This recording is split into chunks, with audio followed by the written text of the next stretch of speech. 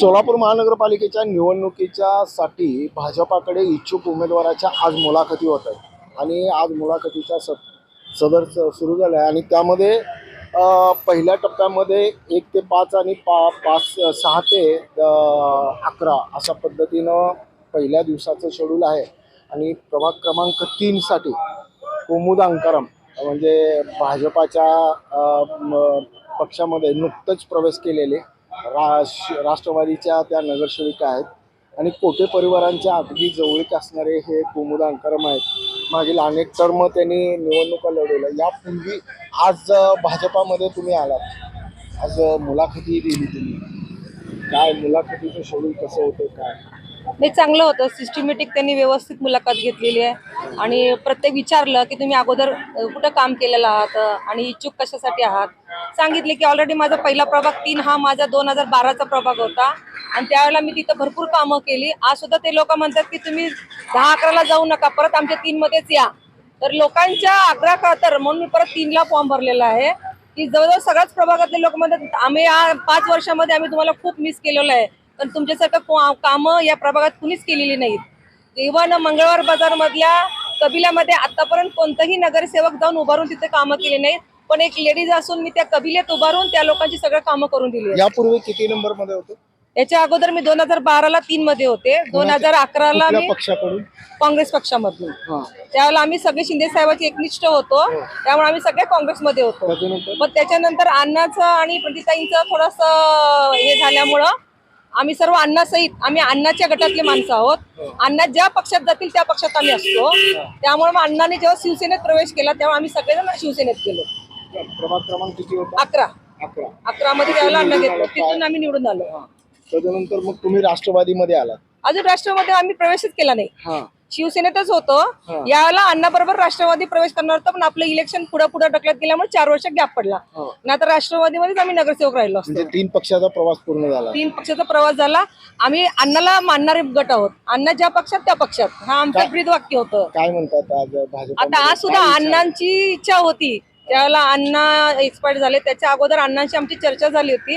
त्यावेळेलाच अण्णा म्हणले की नाही, तुम्हा सगळ्यांना मी भाजपमध्ये प्रवेश करून देतो, तुम्हाला सगळ्यांना निवडून आणतो, फक्त मी उभारणार नाही, ते अण्णाचं वाक्य आमच्याशी बोललेलं होतं। त्याच्यानंतर एक 4 दिवसानंतर अण्णा कुंभमेळ्याला गेले आणि ही घटना घडली, पण हे फिक्स होतं की आपल्याला भाजपमध्ये जायचंय। कोटे नावाच्या होका यंत्राचा काटा जिकडे फिरतो तिकडे कुमुद अंकाराम फिरतात, असं म्हणायचं? हो, करेक्ट आहे। आणखी एक तुम्ही बोलत गेलात की बाबा 3 प्रभाग क्रमांक 3 मधील लोकांची आता मागणी आहे की तुम्ही या, आम्ही मिस करतोय।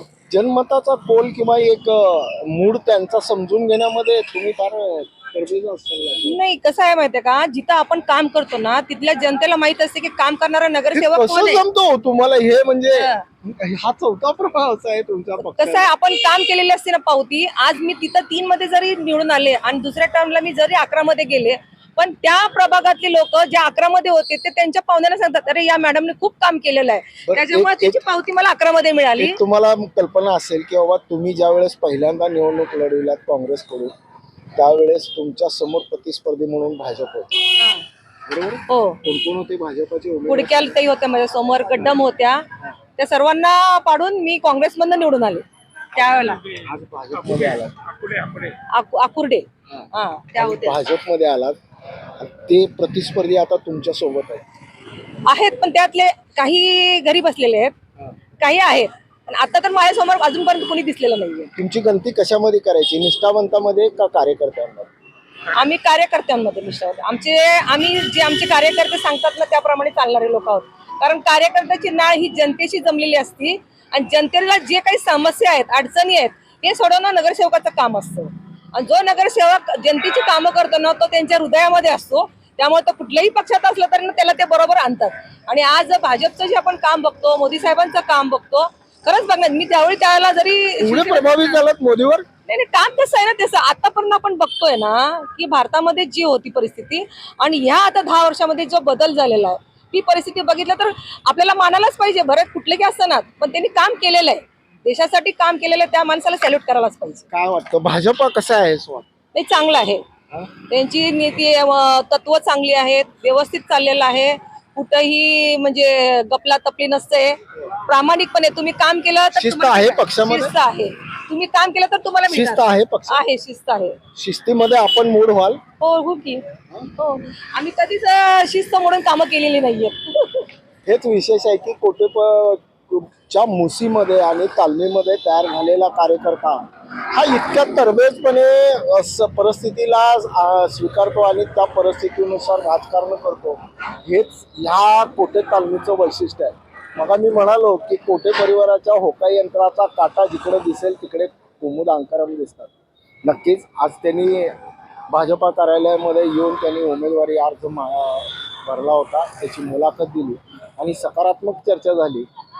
आशा आहे तिकीट मिळेल. हो, हा? 100%. कसं काय विश्वास येऊन तुमचे 8-10 दिवसच झाले. जरी आलं, मी जरी 8-10 दिवस जरी आले तर त्या लोकांचा आता जे भाजपने जे सर्वे करत राहिलेले आहेत केंद्रातनं शासनातनं, त्या सर्वांमध्ये लोक सांगतात ना की त्या मॅडमने 2012ला एवढं काम केलेलं आहे की जिथं तिथं पाणी येत नव्हतं. काय तुमची जमेची बाजू काय?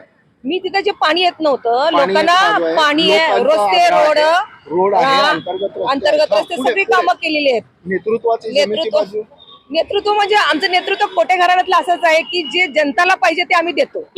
कुणाला असं इव्हन 4 वाजता पहाटे जरी त्यांनी हाक मारलं तर त्यांच्या हाकेला धावून जाणारे आम्ही आहोत.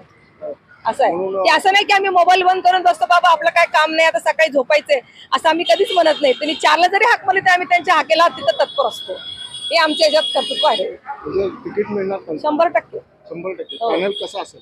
पॅनल आता ठरवतील ना, श्रेष्ठी ठरवणार काय? श्रेष्ठी ठरवणार सगळं तिथं पॅनल. हो, त्यांच्याकडे आपण त्यांच्या विरोधात जाऊ शकत नाही ना. पक्षाची शिस्त पाळणाऱ्यापैकीच आम्ही आहोत आणि आम्ही ती नक्कीच पाळू अशा अपेक्षा, असं त्यांनी तिकीट देखील मलाच मिळेल असा विश्वास देखील त्यांनी व्यक्त केलाय. ब्रेन न्यूज करता यासिन शेखसह मी नितीन पाटील.